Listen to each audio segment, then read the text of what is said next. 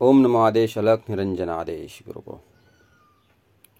मित्रांनो, श्री नवनाथ कथासार अध्याय 10 आज आपण बघणार आहोत.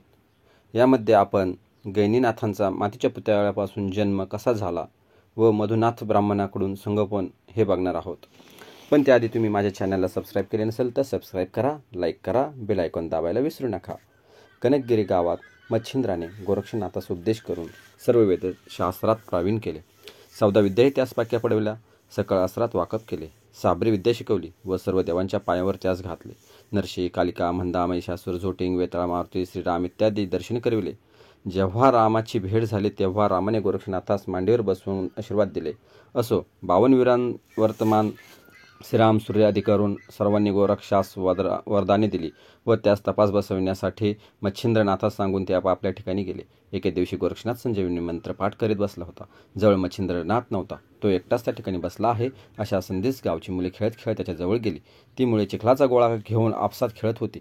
त्यांनी गोरक्षात चिखलाची गाडी करावयास सांगितले, पण त्यांनी आपणास गाडी करता येत नाही म्हणून सांगितल्यावर ती मुले आपणच करू लागली. त्यांनी चिखलाची गाडी तयार केली. त्या गाडीवर बसण्यासाठी गाडीवान असावा असे त्या मुलांच्या मनात येऊन ते चिखलाचा पुतळा करू लागले, पण त्यांना ते साधेना म्हणून ती एक मातीचा पुतळा करून देण्याविषयी गोरक्षात प्रार्थना करू लागली. त्याने त्यांची ती विनवणी कबूल केली व चिखल घेऊन पुतळा करावयास आरंभ केला. गोरक्षनाथ तो चिखलाचा पुतळा करीत त्यापासून गैनीनाथाचा अवतार व्हायचा हे पूर्वीच संकेत ठरलेला होता. त्यान्वये त्यास पुतळा करून देण्याची बुद्धी उत्पन्न झाली. नवनारायणपैकी करभंजन हा अवतार या मातीच्या पुतळ्यापासून व्हायचा म्हणून गोरक्षात तशी बुद्धी होऊन त्याने पुतळा करावयास घेतला.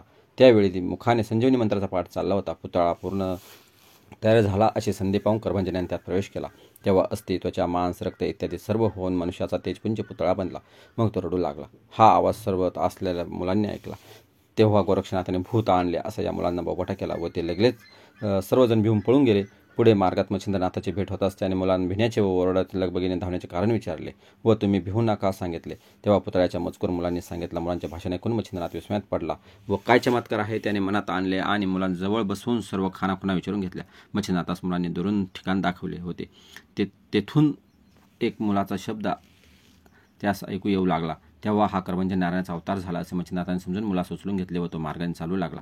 गोरक्षनाथाने पुतळा केला असून तो जवळ दिसेना म्हणून मच्छिंद्रनाथ मुलास घेऊन जात असता गोरक्षनाथास हाका मारीत चालला. ती गुरुचे हाक ऐकून गोरक्ष एका घरात लपला होता तिथून बाहेर आला, पण मच्छिंद्राच्या हातात मुलात पुतळा पाहून त्यालाही भीती वाटली.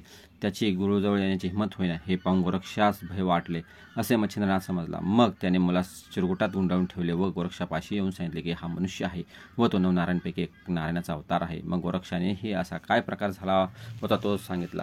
तेव्हा ते वर्तमान ऐकून मच्छिंद्रनाथ आनंद झाला. जसा तू गोवरातून आलास तसा संजीवनी मंत्र म्हणून तू हा पुतळा केलास. त्यात करभंजन नारायणाने संचार केला आहे. तो भूत नसून मनुष्य आहे अशी साध्यंत हकीकत सांगून मच्छिंद्राने गोरक्षाची भीती उडवली. मग त्या वर्तनात मुलास घेऊन मच्छिंद्रनाथ आपल्या आश्रमात गेला. तेथे त्याने गाईचे दूध आणून मुलास पाजले व त्यास झोळीत घालून हलवून निजवले. त्याप्रमाणे प्रकार घडल्याची बातमी गावभर झाली.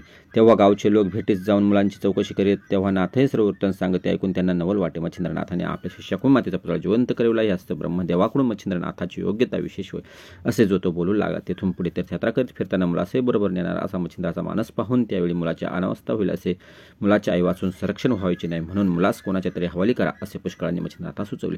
ते ऐकून असे होईल तर फारच चांगले होईल असे नाथाचे उत्तर आज दिले.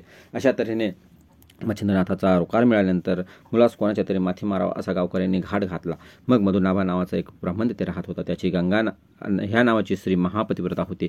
उभयंता संतती नसल्याने नेहमी रंजित असत व त्यास कोणत्याच गोष्टीची हौस नसे.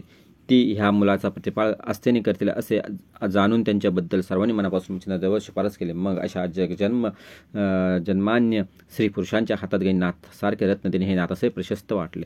त्याने मुलास गंगाबाईच्या ओटीत घातले आणि सांगितले की मातोश्री हा पुत्रवरदायक आहे. करभंजन म्हणून जो नवनारायणांपैकी एक त्याचाच हा अवतार आहे.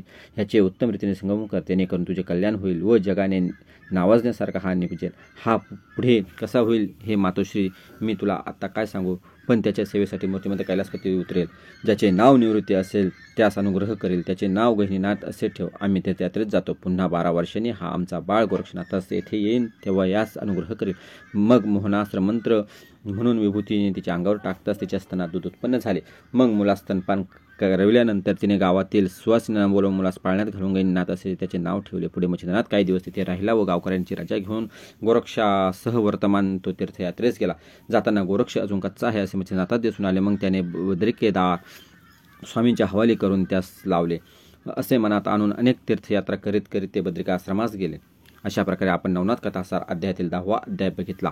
तर श्रोत्यांनो, तुम्ही जर माझ्या चॅनलला नवीन असाल तर सबस्क्राईब करायला विसरू नका. कमेंटमध्ये आदेश अलख निरंजन लिहायला विसरू नका. अलख निरंजन आदेश. नवनाथ भक्तिसार कथासार अध्याय 10वा समाप्त. हा अध्याय तुमच्या पुढील नातेवाईकांना पाठवा, त्यांनाही याचा लाभ होईल व पदरात पुण्य पडेल. आदेश अलख निरंजन. गुरुकोम चैतन्य सिद्ध सद्गुरु श्री गोरक्षनाथाय नमः.